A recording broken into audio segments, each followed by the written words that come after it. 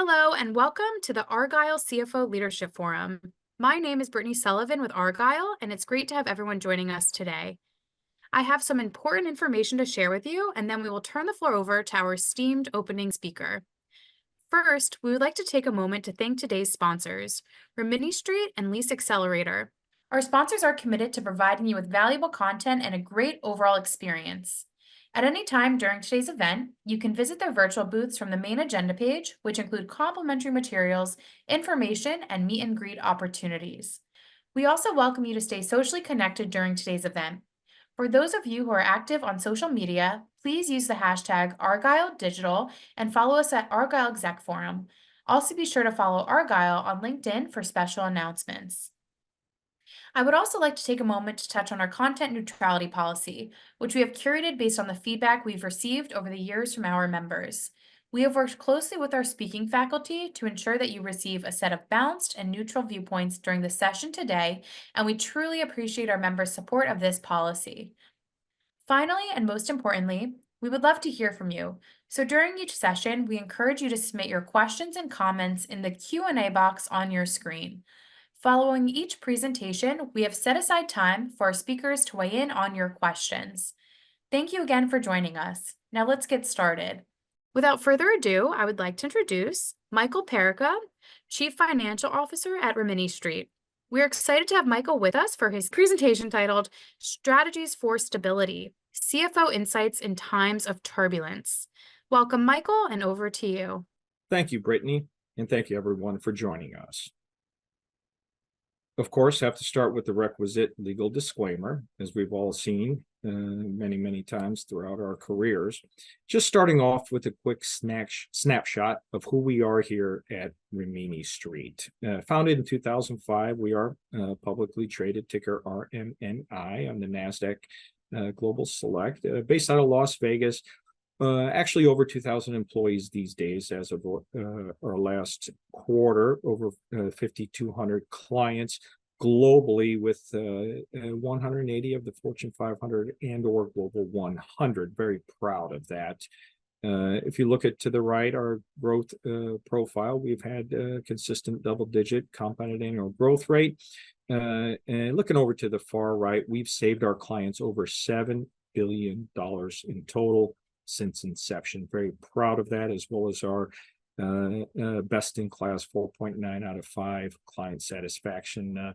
Very diverse from an industry standpoint, and also looking at the bottom right, that we are just slightly over 50% US, but just under 50% rest of the world. So far-reaching across the world.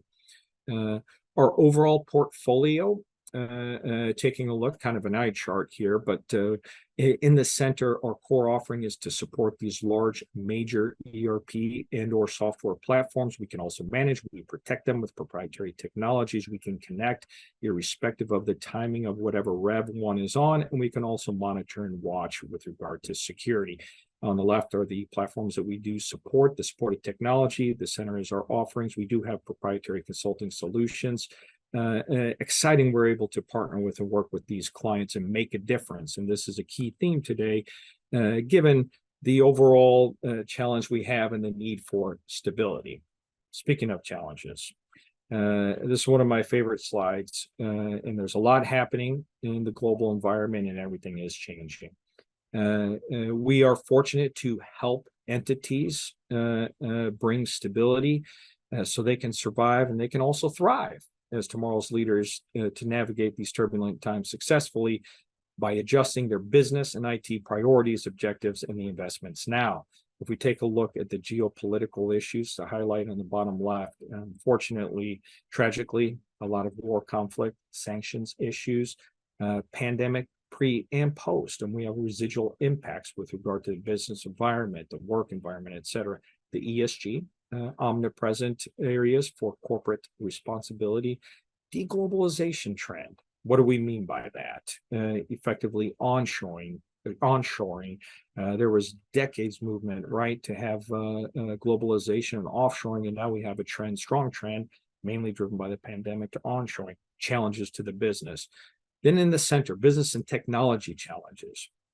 omnipresent cybersecurity. Labor challenges, we have a lot of data with regard to inflation, whether it's under control. But if one looks at the super core inflation, we are a people-heavy business here, as many businesses out there, and we still have challenges from a cost standpoint. We have tech debt, area we're going to focus on today, because if one doesn't control that, you're not going to have stability in turbulent times.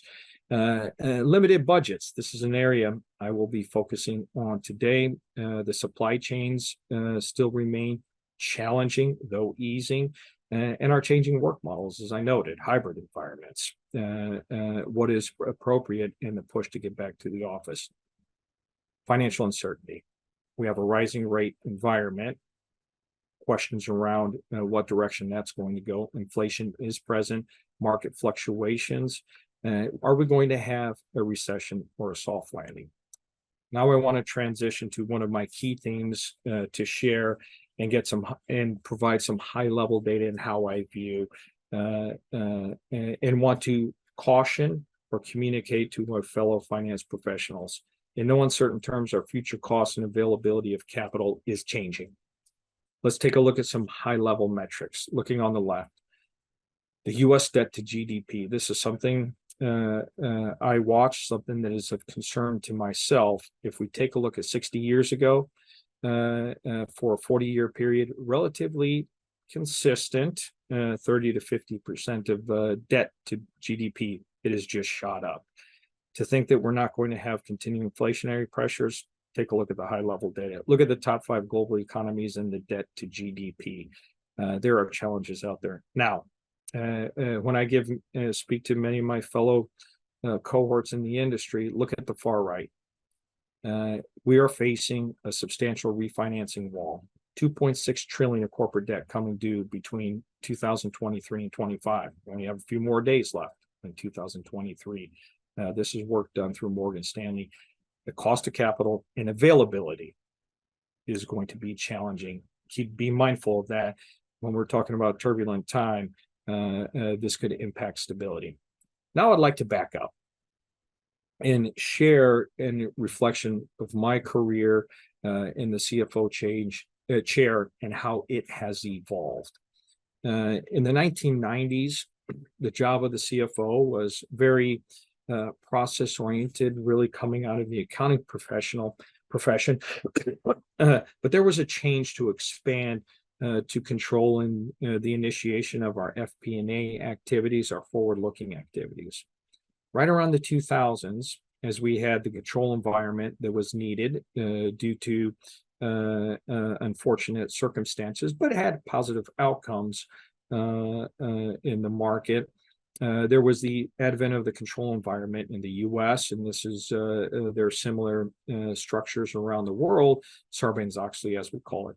But we also had the advent of a lot of data with the implementation and the Y2K implementations. I'm dating myself here, was involved in this, putting these ERP implementations in there, these large systems, these large transaction systems.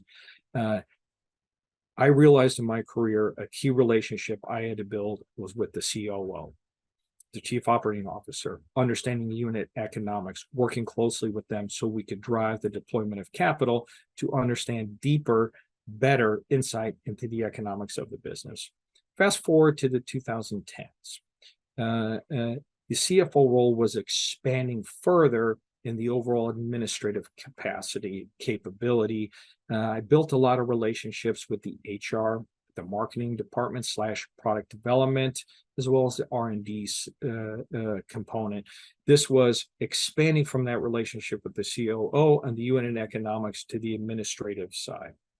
When I look at the role, especially with the turbulence of the major shift with regard to technology, my recommendation and how I'm approaching the role is to partner as close and very intimately with the CIO. Some of you may have the IT organization under your overall administrative umbrella, but this is an area, given the advent of this discussion around generative AI, which is a major change in 2023 on everybody's mind. How do we take advantage of this, not only in finance, but enterprise wide? This is a key area from the expanding CFO role that I would recommend to focus on to make a strategic change in your organization. Now let's take a look at through a recent survey, top 10 CFO priorities. Interesting. 2/3 of our peers responded with consistent 10 points here. Don't need to go into all of these 10 points, but if there's an area I would like to focus on is look at the 75% bar to the far right, lead organizational change initiatives. Also, the second from the right, lead transformation programs. I would tie these two, and transformation is almost synonymous with transform digitally, digital transformation. I believe partnering with the CIO and the CFO and the global finance organization to bring stability to the organization is through this partnership and to invest in and leading the transformation, the digital transformation of the organization. Moreover, through doing this, my recommendation from a stability standpoint, this is one area that I have a lot of discussions with my peers, and that is my approach where I have in the process and expanded the FP&A function into extending planning analysis. What does that mean? The XP&A is applying our tools or process principles across all departments throughout the entire enterprise. This allows the finance organization team to align the corporate strategic, financial, and operational plans across all functions. And not just on the administrative side, we have our finance business partners impacting and partnering with, should be partnering with all functions throughout the organization. This is where we have reliable, consistent integrity of all business data, not just financial. I will say in the peer groups and the roundtables I'm with, this is a 50-50 split. Half of my peers agree that the finance organization controls all business data. Others don't believe it is critical. I personally do. And I believe that's how one can bring stability to the overall organization, is controlling all of the business data. Because ultimately, we have to wrap all of this data around the deployment of capital and then the return on investment, so we can make sure the overall organization is rolling in the same direction. Looking at the bottom line on this chart, and all of this starts with the architecture, your systems, data, your models, and your processes. And if there isn't consistency, how are you going to have stability? It won't exist in my view. As I mentioned previously, my strong recommendation to have stability, looking forward to make a difference as a finance leader and professional, is partner with the CIO, involve the finance organization, and or lead, excuse me, the digital transformation of your organization. Looking at the top left, hard to go to a panel and have a conversation without talking about automation, particularly generative AI. How does it impact an organization? Prior to 2023, not many questions. At this point, particularly in the financial community, question number one is, how does generative AI impact your business model? And question number two, how are you deploying it to get a competitive advantage? Excuse me. These are real trends. This is real movement. And this is something that, deployed correctly, thought about correctly, and planned, can be a stabilizing investment for the organization and can make a difference, led by finance. How do you work together with IT to drive this value creation? Of course, number one, it seems rather obvious, but I can't stress it enough in anything we do. Cannot over communicate. Transparency, excuse me, and shared success with both the finance, the IT, and overall organization is the key path to having a positive outcome. Here's an area that I have learned quite a bit and spent time to understand, to get an education on tech debt, to know the baseline and what is feasible and not feasible, really looking internally, not from the vendor side. The vendor's can take you down their own path that's successful for them, not necessarily for your organization. Aligning the overall corporate objectives with finance, the IT, and pushing this through the other functions in the organization. Then, of course, securing the funding and working together with IT and finance. It's a good partnership that has a greater path to success of securing the funds needed to increase your profitability and or growth through the stability and the correct investments. How do we evolve into these innovations engines? Ruthlessly prioritize projects that align with strategic business priorities. Can't stress this enough. Makes significant rather than incremental changes to where the capital is allocated. More on that shortly. And shift capital away from low value to high uses. And take a look at CEO versus CFO priorities here on the slide here and some of the red highlights. CEO responses, looking at the top right, down 14% from a growth. CFOs seemingly concerned more on growth. Interesting dynamic. Technology related, if you look at the CFO, we're going up and recognizing appropriately that more technology related, mainly driven by AI investments, should be made. Cost management, nice to see that the CEO, take a look at that third red box highlight, that it's top of mind priority. Ultimately, this is a recognition that we need stability and ties in, as I said previously, the availability and the cost of capital is going to be challenging moving forward. Need to be mindful. So what's the approach for the stability? This is a strong recommendation. We've had a lot of great success with clients to, as we look at this coming opportunity with investment in this really accelerating technology, particularly on the automation and the generative AI, we instruct folks, and this is how I approach, take a look at your systems and classify them into a core system of record on the bottom left, a system differentiation, more industry appropriate, than systems of innovation. And the area where I would strongly focus on is the system of innovation, which will strategically align these investments with the organization and its business strategy. What are these attributes? This is an area that we look at when we do our analysis strongly. The system of record, if you look at the yellow column here, this is commoditized, this is transaction, this is stable. The pace of change, not only is it slow from a technology standpoint, and frankly, not sure if these core systems of record have had in the last decades much innovation, despite what the vendors have said. Life cycle, easily at least 10 years, if not longer.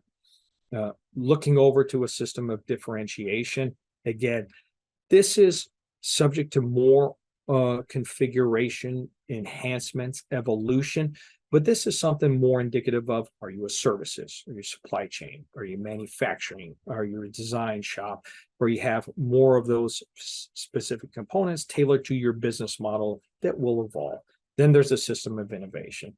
This is where the interface to the client, to the market, this is where you can differentiate in your go-to-market, and what we recommend stabilizing your system and partnering as a finance organization with the IT and the business to make the appropriate investments here, the allocation of dollars, so you make a difference with your product or services in the market. What does this mean? You transform where you're spending. Looking on the top right, today, analysis suggests 73% of your existing IT spend is on existing run rate. Though, yes, that suggests it could tie into stabilizing, but this is tied to having forced upgrades, going down the path of the vendor dictated roadmap versus your business roadmap. We're suggesting, and we're advising clients and having a lot of success flipping the script here. Stabilize your core system of record. Transition this spending, flip this to have 2/3 going to the new systems of innovation. These newer technologies involve how you can make a difference in the business versus staying on the vendor roadmap. Here's an example we're really proud of. A client, we had a public press release here. If you take a look at the comments on the left from the CIO, it was very clear. They took our approach. They looked at their systems, made the evaluation, and they freed up the dollars so they can invest in innovation, stabilize the core system, invest in the innovation, and now they're allocating these dollars to their AI innovation roadmap. We're really proud of this partnership, and this is not alone. This is one that we announced publicly, and we see this as a very strong growing trend. To conclude, from a resilience standpoint, in order to stabilize first, in order to optimize, evolve, and transform. And excuse me, what are we looking to achieve here? Through our stability, through our recognition, the availability and cost of capital is changing, is we need to accelerate growth and increase revenues in these turbulent times, lower our costs, and thus improving our profitability. We need to take market share from competitors, invest in the innovation, in the business processes and technologies that can help you achieve this. Obviously, reducing risk by having the stability in your system, of course, achieving appropriate and better compliance, and just an overall better customer experience. And of course, we believe and have seen that your returns are going to be enhanced. So this concludes my prepared remarks. We can turn to the Q&A portion if there are any questions. Excellent. Thank you so much, Michael, for such an insightful presentation. As a reminder, audience members can still enter questions, and we'll go ahead and review a few that came through. Michael, this first question, what approach should CFOs be taking in regard to AI and any new technology initiatives? So it is very top of mind, and actually there was another survey where boards are actually looking over to the CFOs and asking, because we're very process oriented, how are you evaluating and or investing in AI? I believe the trend is real, and I think this is the main theme conveying today, that stabilize your existing IT investments, take a look at AI holistically across the entire enterprise and all of the data. As I highlighted previously, I believe in order to have success in organization AI, the finance organization controls all business data, get it uniform in one place, and then put your AI on top. And I believe that's not just a finance benefit. I believe there's an enterprise-wide benefit of AI in process, and move the whole organization to more analytical versus report creation and analysis. I think there are exciting times and opportunities if thought of correctly. Great, thank you.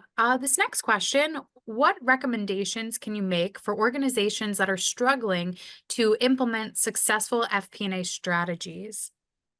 So I'm going to highlight again, I would expand my FP&A into the XP&A. I would have consistency of all business data. Insofar as where I have struggled throughout my career in the FP&A and the planning organization is when partnering with the particular functions, they have their own data. We have our data in finance, and bringing those together has been challenging. I would recommend to work with all of the data, have it in a common place. And this is where there would be more of a collaborative discussion to have more of a insightful conversation around the economics and the capital needed to perform a function, and then have it align with the overall enterprise. That's the approach. It's challenging. It doesn't happen overnight, but that's the approach I have had, and I really stand by, and it has made a difference in our planning, in our not only our variance analysis, but our accuracy, overall accuracy of our forecasting. Great, thank you, Michael. Looks like we have time for a couple more questions. This next question, what does a successful IT and finance relationship look like? Well, It is an area, as I noted, that we need to move forward as business partners in the most important relationship. But it's something that there needs to be shared success. And instead of looking from a support perspective, the success will be in bringing this together as an innovation engine, as a key strategy differentiator.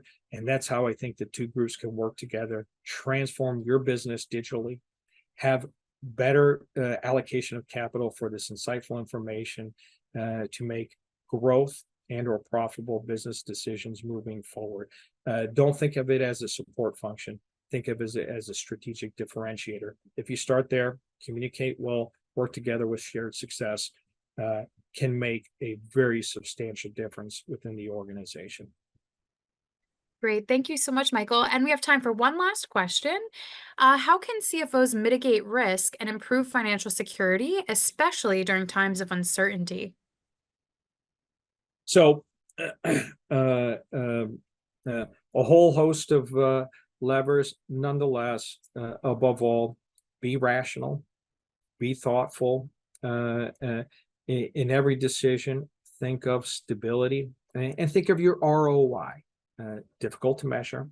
There are many hard data points. There are also soft data points. But communicate with your business partners. Ensure that there's alignment of the overall strategy over the organization, and everybody's rowing in the same direction to allocate the capital with one objective. Great. Well, thank you again, Michael, so much for such an excellent thought leadership. I also want to thank everyone else for joining us today. This session, along with all of today's content, will be made available on demand following the event. Thank you again, Michael. Thank you.